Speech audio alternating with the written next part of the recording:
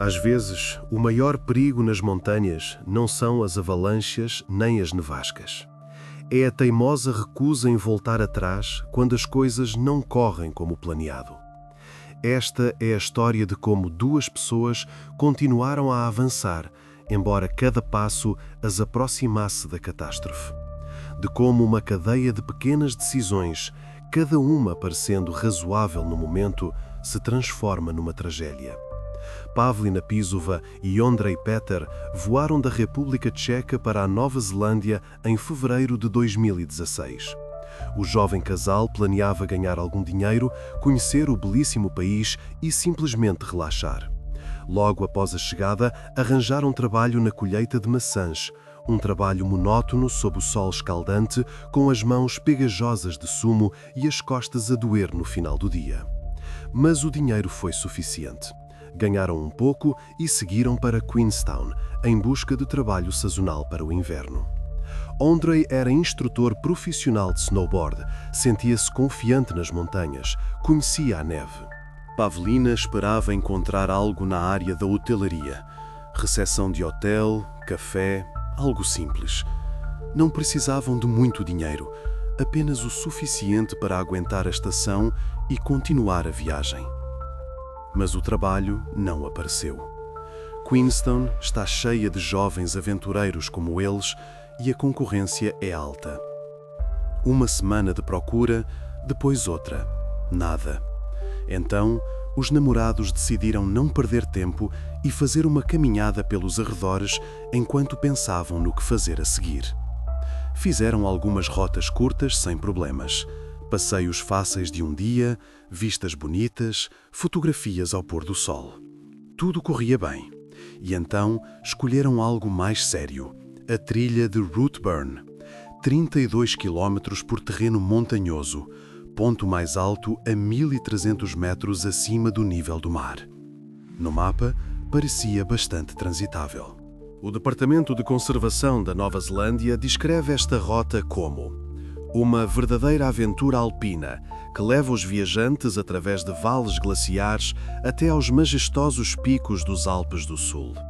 Soa romântico. Na descrição há avisos, mas que rota não tem avisos? Antes de partirem, o casal foi ao Centro de Informações de Queenstown.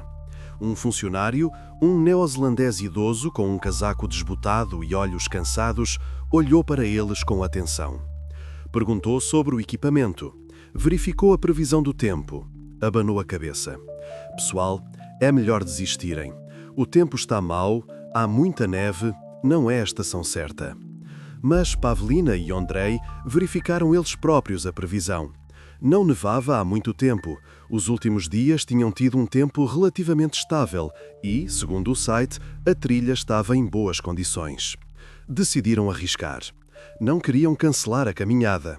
Já estava tudo planeado, a rota estudada, o ânimo era de combate. Mais tarde, Pavlina diria que um dos principais erros foi não terem notificado ninguém sobre a sua partida. Não se registaram. A razão é simultaneamente simples e estúpida. Não queriam pagar pelo uso das cabanas de montanha. O sistema funciona assim. Os turistas registam-se no serviço local, obtêm uma autorização para a trilha e acesso aos abrigos. O serviço monitoriza para garantir que todos saiam da rota em segurança e, se alguém se atrasa mais do que o previsto, inicia as buscas. As cabanas cobram uma pequena taxa, algo em torno de $50 neozelandeses por noite. Para os locais, uma ninharia. Para jovens sem trabalho, a contar cada nota já era uma despesa significativa. Pensaram, para que pagar se podemos simplesmente chegar e pernoitar? As cabanas ficam abertas. Mais tarde, Pisova admitiria. Ela e Ondrej nunca tinham ido para as montanhas no inverno. Nunca. A sua experiência era apenas de verão. Trilhas ensolaradas, noites quentes junto à fogueira, uma mochila leve. Nunca tinham subido acima da linha das árvores, para a zona alpina, onde o vento bate na cara como um martelo, onde a temperatura cai 10 graus numa hora, onde a neve permanece o ano todo. Pensaram que fariam a trilha sem crampons e piolés. Bem, a neve não é eterna, a trilha está batida, vamos conseguir. A 26 de julho, o casal partiu para a rota com pouca coisa. Sem crampons, as placas de metal para as botas que dão tração no gelo. Sem raquetes de neve, as estruturas largas que impedem que se afundem na neve fofa. Sem piolés, os bastões com ponta afiada usados para travar em caso de queda numa encosta. Sem cordas, sem mosquetões, sem o kit básico de alpinismo. Nem sequer levaram uma tenda. Planeavam dormir nas cabanas, afinal têm teto, paredes, beliches. Para que carregar 2 quilos extra? Tinham vindo para trabalhar e o equipamento de turismo na Nova Zelândia custa os olhos da cara. Crampons de qualidade, $200. Um piolé, mais 100. Uma tenda, sacos de dormir para temperaturas negativas, mais 300 ou 400. Simplesmente não tinham dinheiro. Passaram a primeira noite na Cabana Falls. Chegaram em 4 horas desde o início da trilha. Um bom ritmo. O humor estava em alta. A cabana era simples. Uma estrutura de madeira, um fogão a lenha, alguns beliches ao longo das paredes. Frio, mas suportável. Jantar de pacotes instantâneos, chá, conversa sobre os planos. Ondrej brincava, fazia planos para o futuro. Adormeceram nos seus sacos de dormir ao ouvir o vento a sussurrar nas copas das árvores lá fora. Na manhã seguinte, por volta das 10, arrumaram as coisas e seguiram em frente. Saíram da zona da floresta e as vistas abriram-se de imediato. Montanhas por todo lado, picos cobertos de neve, céu azul. Uma beleza. Mas, meia hora depois, tornou-se claro. Algo não estava bem. A previsão parecia aceitável, mas a habitual caminhada de 1 hora até o abrigo Harris estendeu-se por 5 horas. A neve chegava-lhes pela cintura. Não era uma trilha compactada, nem uma crosta firme. Era uma massa fofa, na qual se afundavam até a anca, e por vezes mais fundo ainda. Andar por neve assim não é um passeio, é trabalho. Cada passo, levantar a perna, afundar, puxar, outro passo. As coxas queimam, as panturrilhas dão cãibras, a respiração fica ofegante. Uma pausa a cada 10 metros. Ondrej ia na frente, a abrir caminho, e Pavlina seguia-o, tentando pisar exatamente nas suas pegadas. Mas nem isso ajudava muito. A neve cedia na mesma. Ao meio-dia, ambos estavam exaustos. Os rostos vermelhos do esforço, a roupa molhada de suor, apesar do frio. As costas doíam sob o peso das mochilas. As alças cravavam-se nos ombros. Pavlina parou várias vezes, curvando-se, a tentar recuperar o fôlego. Ondrej esperava em silêncio e depois continuava a avançar. Já nessa altura, ficou claro que algo tinha corrido mal. Deveria ter sido um dia fácil. No máximo 3 horas de caminhada, a um ritmo calmo, a apreciar a paisagem. Em vez disso, transformou-se num extenuante esforço através de neve pastosa. Mas decidiram, voltar atrás era mais perigoso do que seguir em frente. A lógica era simples, para trás era a mesma neve, as mesmas 5 horas. Por que desperdiçar energias? Chegaram à cabana Harris por volta das 3 da tarde. Na parede, uma placa indicava, até ao abrigo Mackenzie, 3 horas de caminhada. 3 horas em condições normais. Olharam um para o outro. Decidiram que a parte mais difícil já tinha passado. A partir dali, pensaram, seria mais fácil, com menos neve, a trilha mais batida. Era uma ilusão, mas, naquele momento, acreditaram nela. Podiam ter ficado na cabana Harris para passar a noite, descansar, recuperar forças e de manhã decidir se continuavam ou voltavam. Mas continuaram.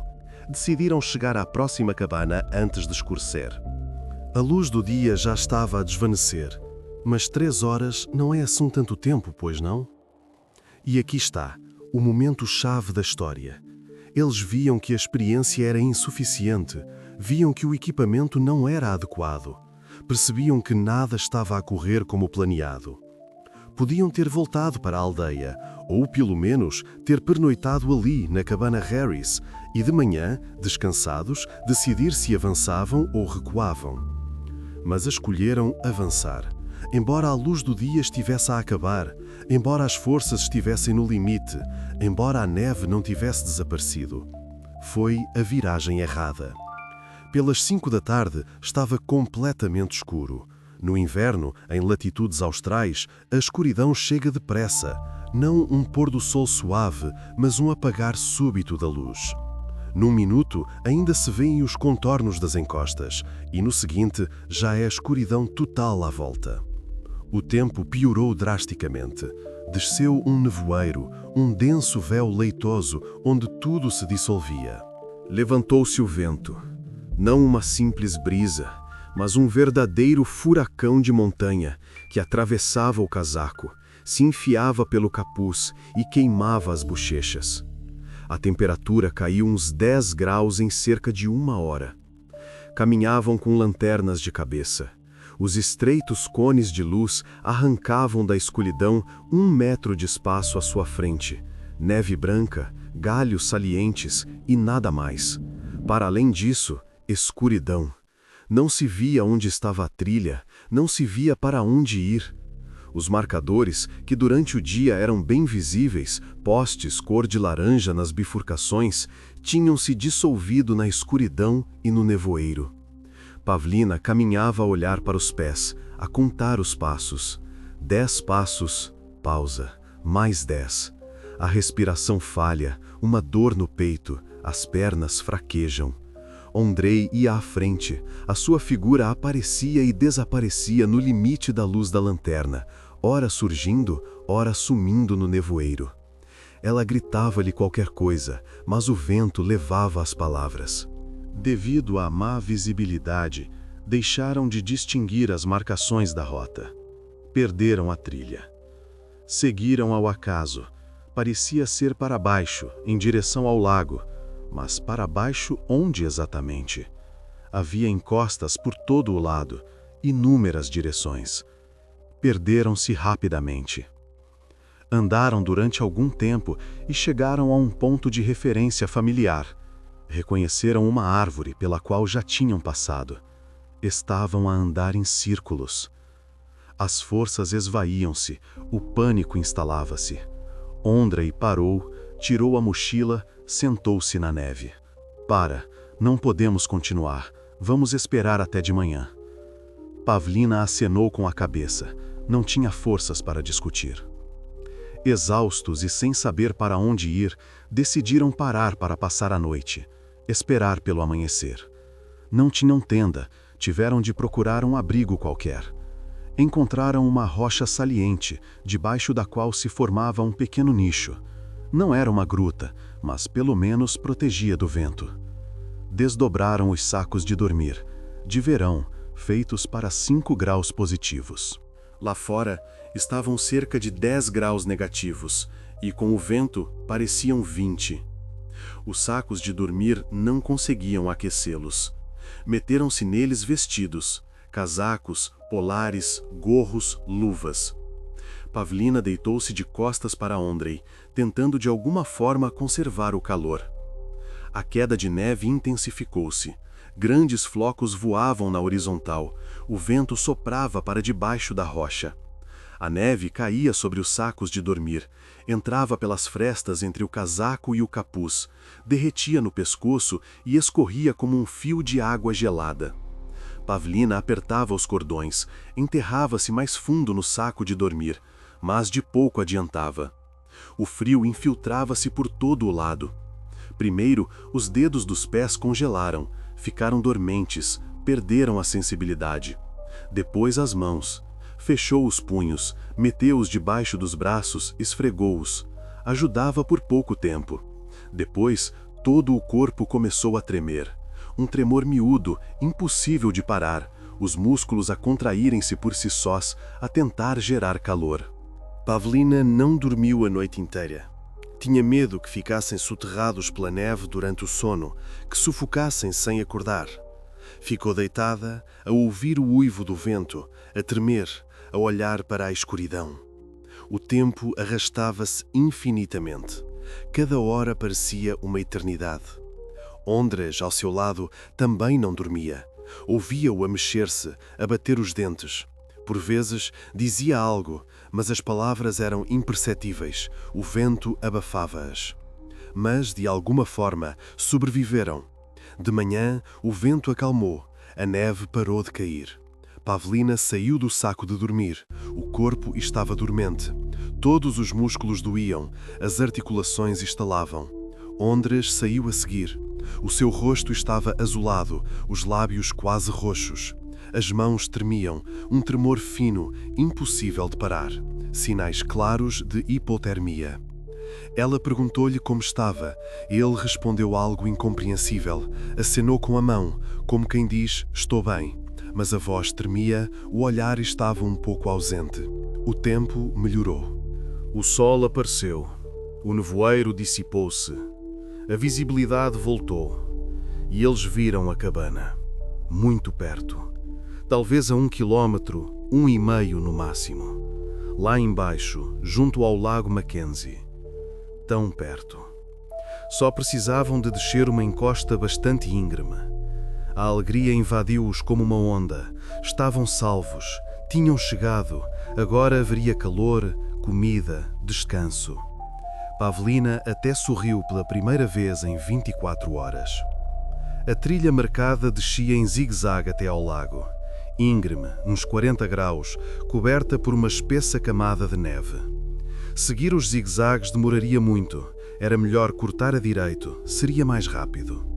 O casal decidiu cortar caminho. É lógico, não é? Para que andar em curvas se pode ir a direito? Foi um erro. Tendo perdido a direção, em vez de descerem para o lago, subiram pelo vale. As encostas são parecidas, há poucos pontos de referência.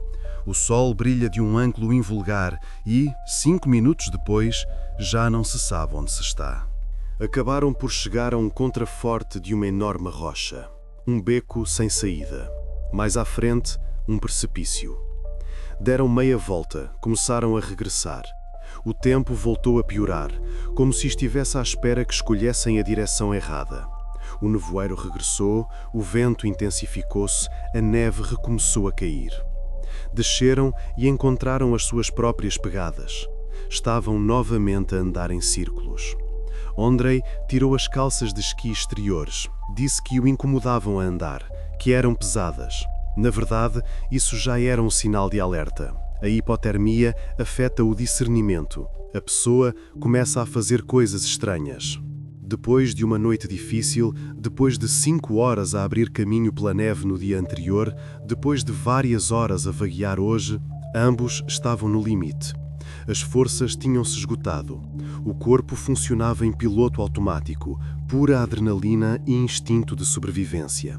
Além disso, ficou muito frio. A temperatura desceu ainda mais. O vento intensificou-se, cortando até aos ossos. Começaram a congelar novamente. Na escuridão, avançavam com dificuldade. Pavlina à frente, Ondrej atrás dela. Ela virava-se a cada poucos minutos para verificar se ele a seguia. Ele seguia, mas devagar, movendo as pernas com dificuldade. Tentavam animar-se um ao outro. Vamos, só mais um pouco, a cabana está perto. Aguenta, em breve estaremos quentes. Mas as palavras soavam vazias, nem eles próprios acreditavam nelas. Finalmente, pararam junto a outra rocha saliente. Ondrej simplesmente se deixou cair na neve. Vou esperar aqui. Vai, encontra a trilha e volta para me buscar. Pavlina olhou para ele. O rosto pálido, os lábios azuis, o olhar turvo. Ele estava em piores condições. Levava a mochila pesada, os sacos de dormir estavam encharcados, tinham absorvido água e agora pesavam uns 10 quilos. Mais a comida, mais a roupa extra. Pavlina recorda que o equipamento era tão pesado que ela não conseguia levantar a mochila dele do chão. Tentou erguê-la, não se mexia, como se estivesse colada ao chão. A mulher partiu em busca do caminho. Caminhava, perscrutando a escuridão, à procura de qualquer ponto de referência familiar. Mas o vento forte e a neve não permitiam ver nada para além de 5 metros. Um véu branco em redor, a terra e o céu fundiam-se numa só coisa. Cerca de 20 minutos depois, decidiu voltar para junto de Ondrej. Chegou à rocha e viu uma cena estranha. O seu namorado tinha tirado o casaco de penas. Simplesmente tirou-o e atirou-o para a neve ao seu lado. Estava de pé, com uma fina camisa polar, e gritava algo incompreensível. "Isto é do caraças, sim, é mesmo assim." Pavlina parou, sem perceber o que se estava a passar. Olhando para os seus lábios azuis, para o brilho louco nos seus olhos, perguntou: "O que estás a fazer? Por que é que tiraste o casaco?" Ondrej olhou para ela. Sorriu um sorriso estranho. "Está tudo ótimo. O casaco é pesado. Estou com calor." Calor. A 15 graus negativos, numa nevasca, a mais de 1000 metros de altitude. Na verdade, este é um sintoma clássico de hipotermia, o despir espontâneo ou despir paradoxal. Quando a temperatura corporal desce abaixo de um ponto crítico, os vasos sanguíneos da pele dilatam-se subitamente. O sangue aflui à superfície e a pessoa sente um calor insuportável. Começa a arrancar a roupa, embora na realidade esteja morrendo de frio. O frio não afeta apenas as extremidades, mas também o cérebro. Uma pessoa a congelar deixa de controlar as suas ações, a lógica quebra-se, o discernimento fica distorcido. De repente, parece-lhe que está tudo bem, que está em segurança, que pode relaxar. Mas isso significa apenas que o fim está próximo. O organismo está a desistir. Pavlina apanhou o casaco, tentou vesti-lo de novo. Ele empurrava-a, dizia que não era preciso, que estava bem assim. Ela insistiu. No final ele concordou. Vestiu o casaco, mas não o abotoou. Apesar de tudo, continuaram o caminho. Ainda estavam convencidos de que chegariam à cabana. A lógica já não funcionava, moviam-se em piloto automático, simplesmente porque parar significava congelar. Pavlina viu o cume da serra à sua frente. Pensou, por trás dele deve estar a descida para o lago. Foi na frente, Ondrej seguia-a, passo a passo, lentamente, com paragens. Nessa altura, o estado dele tornou-se crítico. Pavlina olhava para trás. Ele caminhava como um robô, movendo as pernas mecanicamente, o olhar ausente. A sua fala tornou-se incoerente. Dizia coisas sem nexo, algo sobre a casa, sobre o calor, chamava nomes de pessoas que não estavam ali. Às vezes, parava e mordia as árvores, simplesmente aproximava-se de um tronco e cravava os dentes na casca. Pavlina observava sem saber o que fazer. Chamava-o, puxava-o pela manga. Ele largava a árvore e continuava a andar. Hipotermia em fase avançada. O cérebro estava quase desligado. Continuaram a descer sem trilha, ao acaso. Esperavam chegar ao lago a qualquer momento. E então, a cornija de neve por onde caminhavam desabou. Subitamente, sem aviso, o chão simplesmente desapareceu debaixo dos seus pés. A queda. Uma cambalhota, neve na cara, embates em pedras, arranhões de galhos. Pavlina gritava, tentava agarrar-se a algo, mas apenas rolava na avalanche de neve. 20 metros, talvez 30. A essa velocidade é difícil dizer. Parou bruscamente, ao embater num monte de neve. Ficou deitada por alguns segundos, imóvel, a recuperar os sentidos. O corpo todo doía, um zumbido na cabeça. Levantou-se lentamente de gatas, olhou em redor. A lanterna de cabeça tinha se perdido, voou durante a queda. Uma das luvas também desapareceu. A mão esquerda estava nua, os dedos já começaram a ficar dormentes. Mas os ossos estavam inteiros, nada partido. Sorte. Lembrou-se de Ondrej, correu para junto dele. Ele estava a uns 10 metros de distância. Estava consciente, de olhos abertos, mas preso entre galhos e pedras. A mochila ainda estava às suas costas, um fardo pesado que o tinha entalado numa fenda entre rochedos. Pavlina correu para ele, ajoelhou-se ao seu lado. Estás bem? Está tudo bem? Ele respondeu sim, mas a voz soou estranha, rouca, abafada. Ela viu que ele estava firmemente preso entre duas pedras e os troncos de árvores jovens. A mochila pressionava-o por cima, esmagando seu peito contra a aresta afiada da pedra de baixo. Respirar era difícil. A mulher tentou movê-lo, agarrou-o pelos ombros, puxou. Ele não se mexia. Tentou tirar-lhe a mochila. As alças estavam algures por baixo dele, fora de alcance. Ondrej também tentou libertar-se, fez força com as pernas, tentou empurrar-se para fora. Parece que só ficou mais preso. A mochila pesada e os galhos formaram uma armadilha. Quanto mais ele se mexia, mais apertado ficava. Sob a pressão da mochila e dos galhos, começou a sufocar. O peito estava comprimido. O ar não passava. Pavlina recorda os horríveis sons roucos. Não gemidos, não gritos. Precisamente sons roucos, como os de um homem a afogar-se. Ela tentou libertá-lo. Escavou a neve à sua volta com as mãos. Tentou remover os galhos, puxou-o pelos ombros com toda a sua força. Os dedos sem luva estavam dormentes, não obedeciam. Mas o corpo não se movia, como se estivesse congelado nas pedras.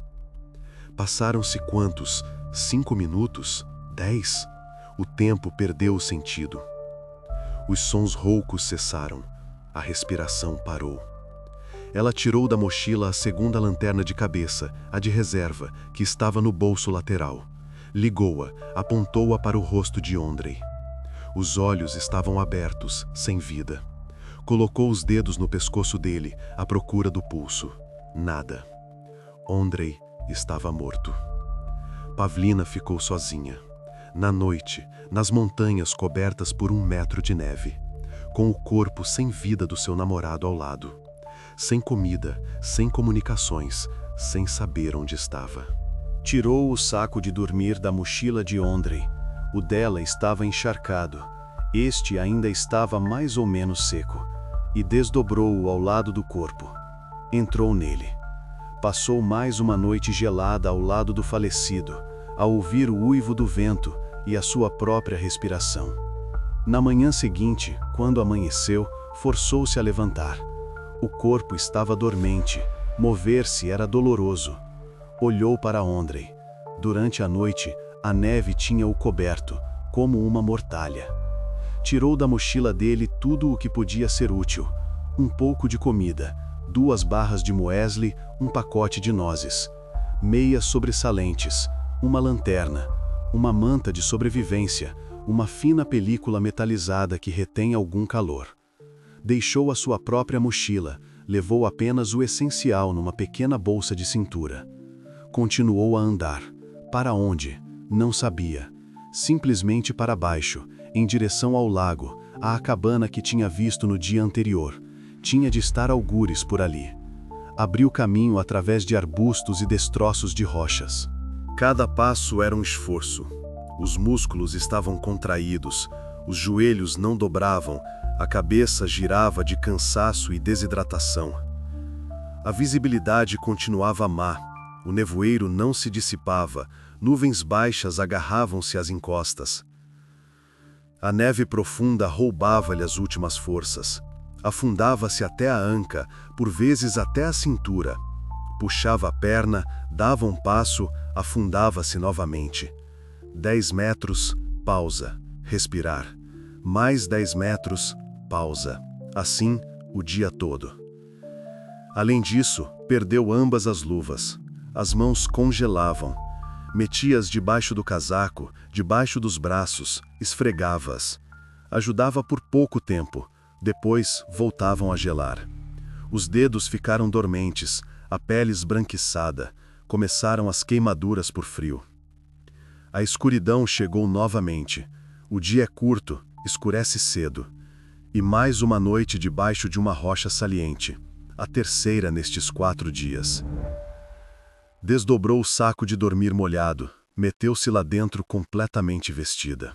Vestiu tudo o que tinha: 2 t-shirts, um polar, um casaco de penas, um impermeável por cima. Enrolou-se na manta de sobrevivência, a película crepitante que retinha um pouco de calor. Passou a noite inteira a esfregar as mãos e os pés dormentes, a lutar contra o congelamento. Massageava os dedos, dobrava-os e esticava-os, a tentar manter a circulação sanguínea. Sabia que se deixasse as coisas ao acaso, perderia os membros, ou morreria. Já era a terceira noite de luta pela vida. Nesta rota de verão aparentemente simples, que deveria ter demorado 3 dias. No dia seguinte, o quarto, desde o início da caminhada, Pisova finalmente viu a cabana no vale. Claramente não no nevoeiro. Uma construção de madeira na margem do lago Mackenzie, o objetivo que procuravam.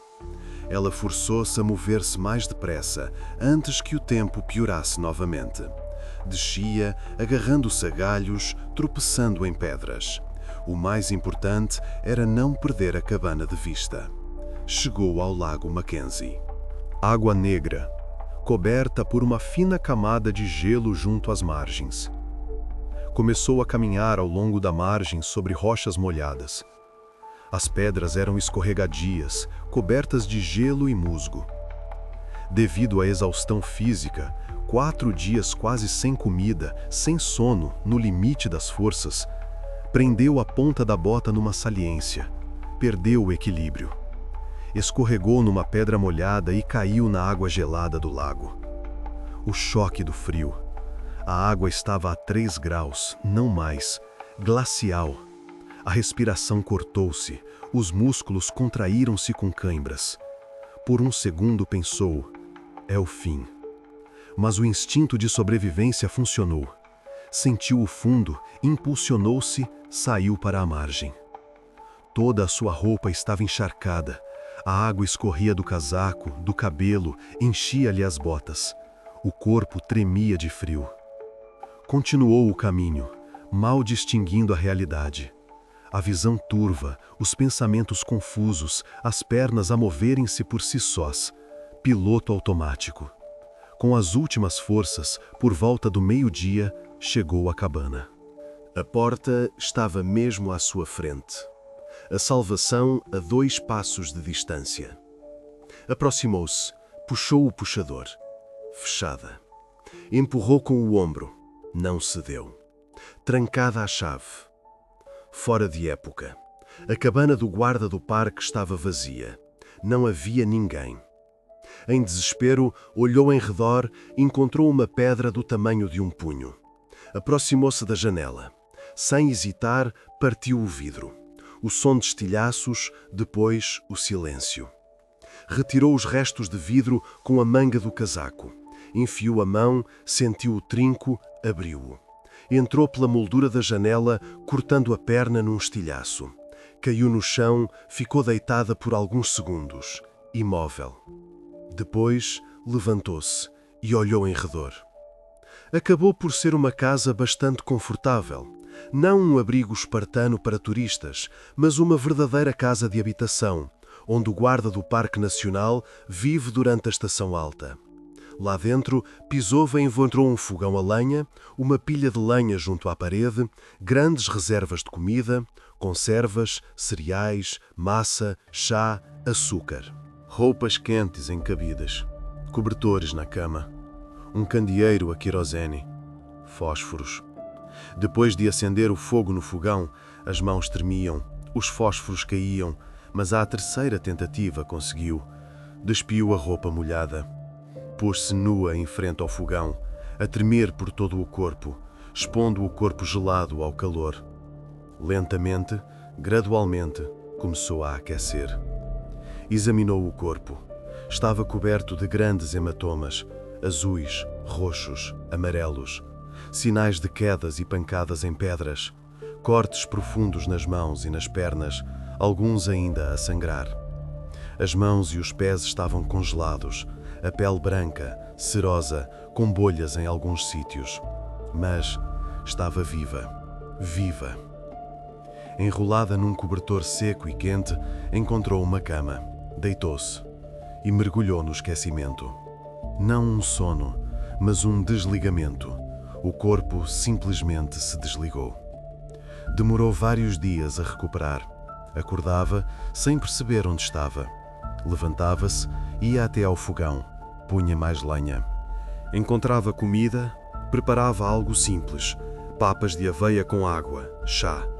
Comia, voltava a adormecer. Os membros congelados doíam insuportavelmente. Uma dor pulsante, ardente, especialmente quando começavam a recuperar. Tomava analgésicos do estojo de primeiros socorros que encontrou no armário. Ajudava pouco. Tentou sair da cabana no terceiro dia, seguir pela trilha até encontrar pessoas. Pensou, talvez consiga, parece que as forças voltaram. Andou 100 metros, caiu na neve, que lhe chegava quase ao peito. Percebeu que não conseguiria. Não tinha forças. As queimaduras de frio impediam-na de andar. Voltou para trás. Todos os dias esperava que alguém aparecesse. Outros turistas, o guarda do parque, qualquer pessoa. Mas os dias, as semanas, passavam. Ninguém. Silêncio absoluto. Apenas o vento e, ocasionalmente, o grito dos pássaros. De vez em quando, aviões sobrevoavam a casa. Pequenos aviões turísticos em excursões para os ricos. A mulher corria para o pátio. Acenava com um casaco vermelho atado a um pau comprido. Gritava, acenava com as mãos. Mas os aviões não desciam, não mudavam de rumo, não anotavam. Voam demasiado alto, demasiado rápido. Uma figura solitária na neve é impossível de distinguir. Retirou as cinzas do fogão, cinzentas, finas, bem visíveis sobre o branco. Saiu para o pátio e, na neve, formou a letra H em latim, enorme, com 10 metros de diâmetro. H, a designação para um heliporto, um sinal internacional de socorro. Talvez vissem do ar. Fez mais algumas tentativas para sair sozinha. No 6º dia, no 10º, no 15º. De cada vez, os ferimentos, a neve ou o tempo a detinham. Voltava para trás, percebendo que estava mesmo presa ali. Passaram-se mais de 20 dias, 3 semanas em completo isolamento. Começou a parecer que nunca a encontrariam, que morreria ali, naquela cabana, e o seu corpo só seria descoberto no verão seguinte. Encontrou ferramentas no barracão. Uma serra, um martelo, pregos, arame. Decidiu fazer raquetes de neve e crampons caseiros. Cerrou tábuas em ripas, dobrou arame, amarrou a estrutura com uma corda. O resultado foi algo que se assemelhava vagamente a raquetes de neve. Calçou-as, saiu para experimentar. Andou 20 metros.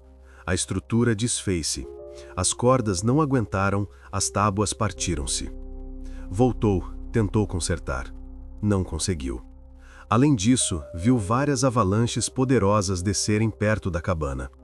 Enormes fluxos de neve a varrer tudo à sua frente. O estrondo durava 1 minuto, depois o silêncio. Isso assustou-a muito. Percebeu que, mesmo que chegasse à trilha, poderia ser apanhada por uma avalanche. Não era seguro. Durante todo este tempo, manteve um diário. Encontrou um caderno e um lápis numa gaveta. Escrevia todos os dias, para não enlouquecer, para se distrair de alguma forma dos pensamentos sombrios, do pensamento da morte, da imagem de Andrei, preso entre as pedras. E escrevia muito sobre ele. Recordava como ele era, amável, prestável, pronto a ajudar. Chamava-lhe um salvador nato. Recordava como ele parava sempre para ajudar quem precisava. Um desconhecido na estrada, um turista perdido, um animal ferido. E agora, ele jazia morto algures lá em cima, na encosta, preso entre pedras e árvores, coberto de neve. E ninguém sabia, e não havia ninguém para ajudar. O resgate aconteceu por acaso, pura sorte. A cônsul da República Tcheca, que vivia perto de Queenstown, numa noite, estava a navegar pelo Facebook, apenas por passar o tempo. Notou uma publicação de familiares preocupados. Procuravam 2 tchecos, Pavlina e Andrei, que tinham desaparecido na Nova Zelândia. A última vez que tinham dado notícias fora há 1 mês. Não atendiam chamadas, não escreviam. Alguém os teria visto? A cônsul ficou alerta. Passou a informação ao Departamento de Conservação. Eles verificaram as bases de dados. Nenhum registro em rotas. Nenhuma permissão, nenhuma reserva de cabanas. Mas talvez estivessem algures no país. Apenas tivessem perdido o telemóvel. Começaram a procurar. Questionaram os empregadores. Estes confirmaram que os jovens tinham dado notícias pela última vez no final de julho. Verificaram os cartões bancários. Nenhuma transação. O casal foi finalmente declarado desaparecido. A polícia iniciou as buscas. Encontraram a carrinha no parque de estacionamento no início da trilha de Routeburn. Lá dentro, pertences, documentos. Isso significava que estavam na rota. Mas em que secção exatamente? Um helicóptero com equipas de busca sobrevoou a rota. Percorreram a trilha do início ao fim, espreitaram para dentro das cabanas. Vazias. Procuraram pegadas, marcas, qualquer sinal da presença de pessoas. Ao sobrevoar o lago Mackenzie, o piloto notou movimento lá embaixo. Desceu. Viu uma mulher a acenar com os braços e a pedir ajuda. O helicóptero aterrou perto da cabana. Os socorristas saíram a correr. Foram ao encontro de Pavlina. Ela estava de pé, a cambalear, a chorar. Pavlina Pisova foi resgatada, um mês depois de ter iniciado a rota. O corpo de Ondrej foi encontrado no dia seguinte. Uma equipa de busca subiu, seguindo a descrição de Pavlina. Encontrou o local da queda, vasculhou a encosta. Ele estava coberto de neve até à cintura, preso entre árvores jovens e rochas, exatamente como ela descrevera. O corpo foi retirado de helicóptero. Pavlina foi levada para o hospital de Queenstown. Queimaduras de frio de 3º grau nas mãos e nos pés, desidratação, exaustão, múltiplos cortes e contusões. Passou 2 semanas no hospital. 2 dias após o resgate, ainda no hospital, Pisova deu uma conferência de imprensa. Na esquadra da polícia de Queenstown, uma sala pequena, jornalistas com câmaras. Ela tinha um aspecto terrível, emaciada, pálida, com as mãos ligadas. Lia de uma folha, parando periodicamente, chorando, limpando os olhos. O seu estado psicológico no limite. Os médicos eram contra, mas ela insistiu.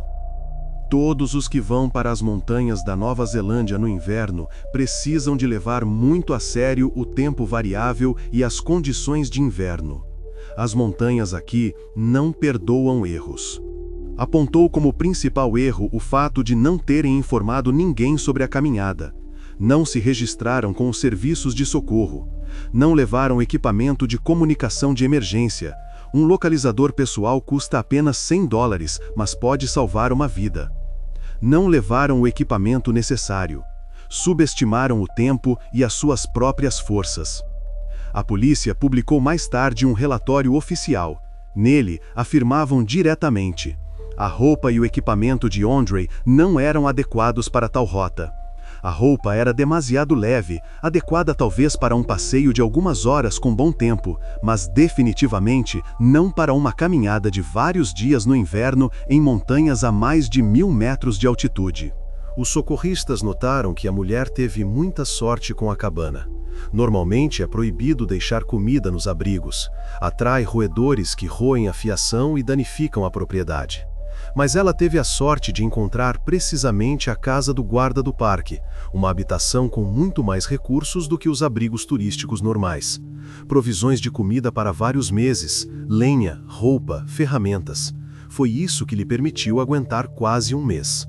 O relatório da polícia é bastante crítico em relação às decisões de Pavlina Pisova. Cito textualmente: parece que Ondrej e Pisova não consideraram alternativas, apenas avançar pela rota, acontecesse o que acontecesse. Esta estranha determinação a roçar a teimosia está na base da decisão de continuar para o Lago Mackenzie, em vez de ficarem no abrigo Harris ou regressarem à cabana Falls. O desejo de alcançar o lago a todo custo fê-los saltar o pequeno almoço, partir imediatamente para a rota e descer por um contraforte não marcado com pouca visibilidade.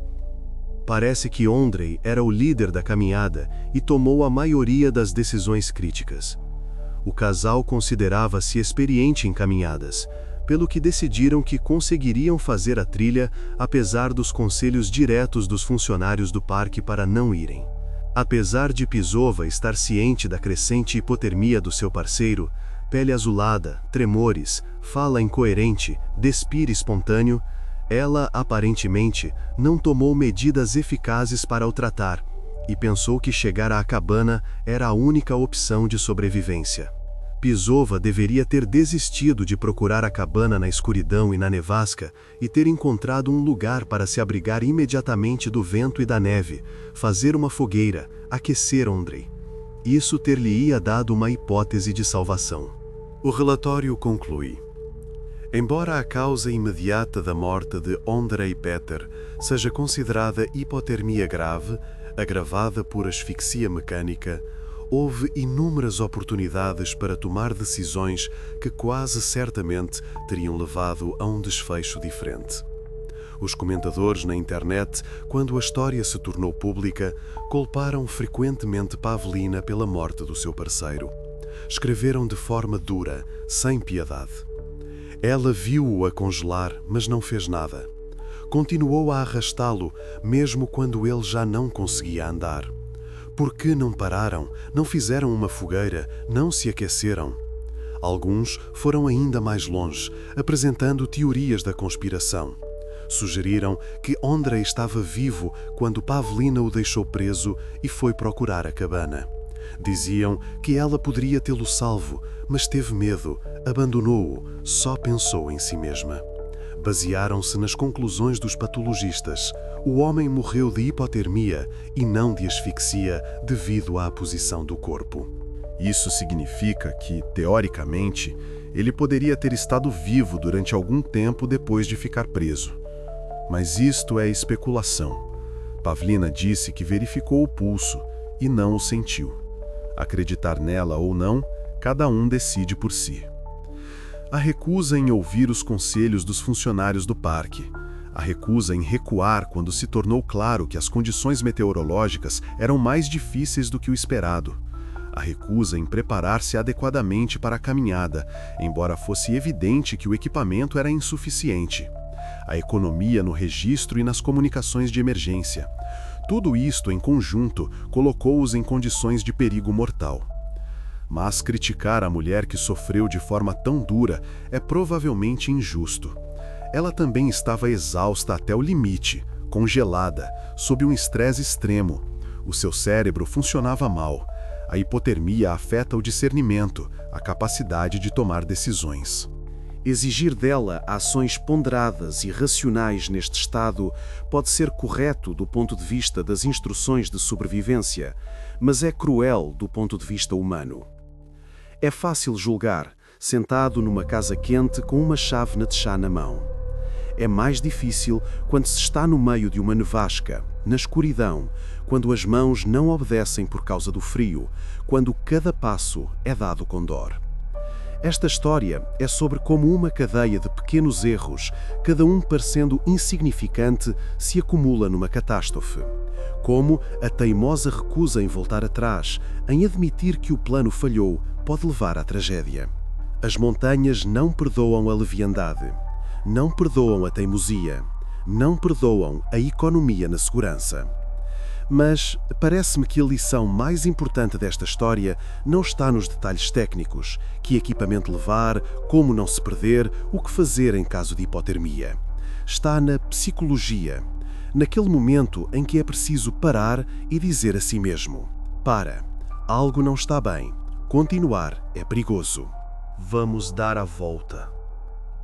É a decisão mais difícil nas montanhas. Voltar para trás quando já se percorreu metade do caminho. Recuar quando o objetivo está próximo. Admitir que se errou, que não se calcularam bem as forças. Mas, por vezes, é a única decisão correta, a que salva uma vida.